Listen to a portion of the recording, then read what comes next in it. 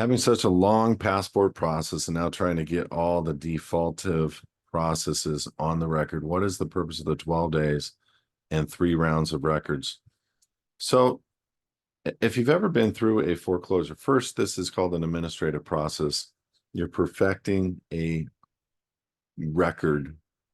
So in federal court, there's before you file into a case, you are supposed to have exhausted your administrative processes in the private, meaning when you do like a non-judicial foreclosure, what do? They send you a bunch of letters. This is how much you owe. It's your chance to respond and write back, and you don't say anything. You just kind of hide.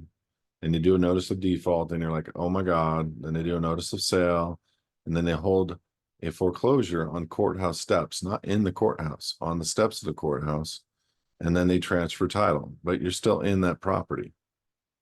Now they have a perfected administrative process in the private, and they bring it into state court and evict you.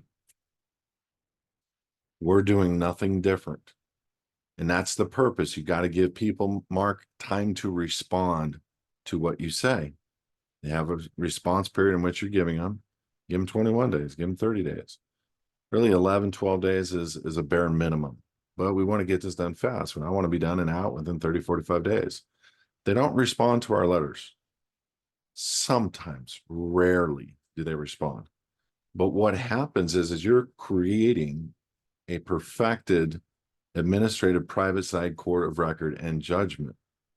And that literally is something that can be used in a true court case if ever needed. And so doing that with all the agencies is creating a lawfully what would be referred to as a private side nihil deceit judgment, NIHIL. Go look it up in Black's Law. What happens?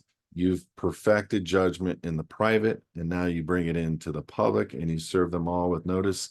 This is perfected judgments with all these agencies, and we will be honored. We just want to be left alone. Here's our fee schedule behind our active state and all of our documents for your purview.